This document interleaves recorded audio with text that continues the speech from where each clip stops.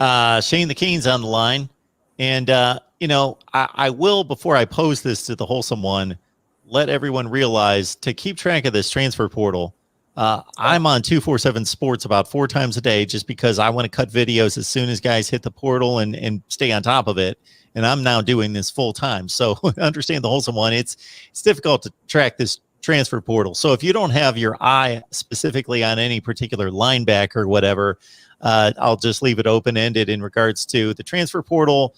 What do you think Miami's approach should be? Linebacker position in particular, and anywhere else where you really think that they could plug a hole before we hit August camp? Mark, that's a great question. I was having a conversation with Dante Colon. He called me earlier. We were sitting there talking, and frequenter on the channel, frequent caller on the channel, and he says to me, Holloway, what do we do at linebacker? Like, what do we do? And I don't have an answer for you, except for, in my opinion, I have been saying this, move Amari Carter to middle linebacker, put Gilbert Frierson as your weak side and Keontre Smith as your striker. In certain instances, even when we go against 12 personnel, even when we go against even 22, like a split back or a double tight and a split back, 21 or 12, it kind of gives more of a 43 look. And we also have speed and some size to come up and make tackles and also cover. But that approach, we saw it sometimes last year. I just don't know if the staff feels the same faith in that linebacking core for the University of Miami.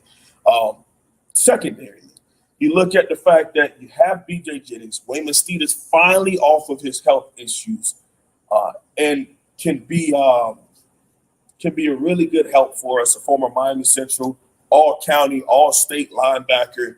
He was like a swing 3-star, 4-star back and forth, but he's like a true 5'11", 5'10", 5'11", smaller, weak side cover guy, right?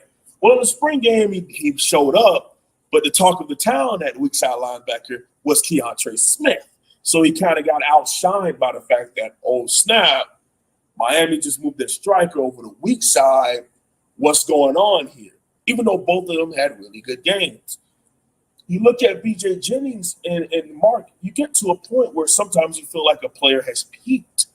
This dude is 6 foot at best. I think he's more like closer to 5'11", but he's 6 foot. He's 230-some-odd pounds. He's a downhill, one-dimensional type of player. If he catches you on a stretch and meets you in a hole, he'll make you pay for it. But he's kind of like more of a throwback guy. He's more of like a mid-2000s, early 2010s kind of middle linebacker. He's not necessarily a 2020, 2021 middle linebacker where you need like a Patrick Queen who's the same size, but he's only 218 and has feet like a defensive back. So it's like, how do we fix this? How do we get to the bottom of where Miami can take that step of becoming LBU again? Being in conversation with the Penn State, with an Alabama, with an LSU again, as far as really producing great linebacker play. And I wish I could end that soliloquy with, this is how you do it. But I can't. I'm just putting it out there that as of right now, we do have a problem there. I don't know if it's in the portal. I don't know for a fact if it's on our roster, because even that linebacker core I came up with, now you have to be able to know, do I have a true coach? Do I have a true educator, a developer, and Jonathan Packey to be able to teach this safety, almost his whole life safety, transitioning him to a brand new position for him to be successful at the middle linebacker position? Because now you really have to be able to teach that. It can't just be like, all right, you get in the stance, you see somebody run, you go find them.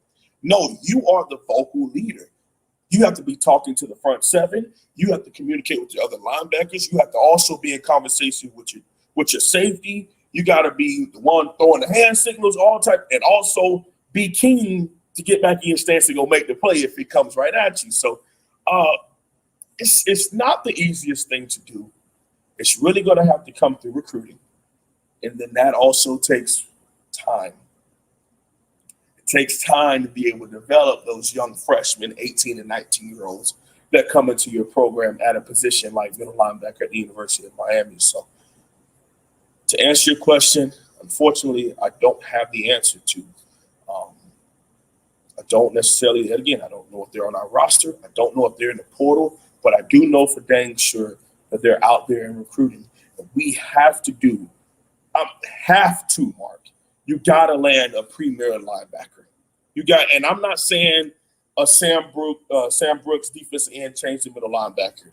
Okay, and that speaks dividends that he was the best linebacker on the team when he was a dang DN. Like that should tell you the issue that we're truly dealing with at that position. But we have to up the recruiting at linebacker, both middle and weak side. We have to. The best linebacker right now in the portal, as far as I know, is the USC linebacker Peo Teote. And most likely he's going to either Texas or Ohio State based on what I've heard. Now, I don't know where he fits in as a linebacker. I haven't looked into it to see if he's an inside backer, outside backer, what his specialty is, what his style of play is. But he is a former four-star that's played for USC. He's a downhill thumper. He's basically what we had in Shaq Quarterman. The dude's like pushing 6'3". He's a huge. I think it's measured with 6'3", 260, something like that. Like he is ginormous. And you watch his film, and Mark, the very first play on his highlight tape is him just blasting some dude on a drag route. Okay, so you've looked at him. Oh, absolutely. That he doesn't necessarily fit. Right, he doesn't necessarily fit our 4-2-5 scheme, which is basically a nickel. 4-2-5 is a nickel. Okay, you got two linebackers, everybody else is defensive backs. Okay,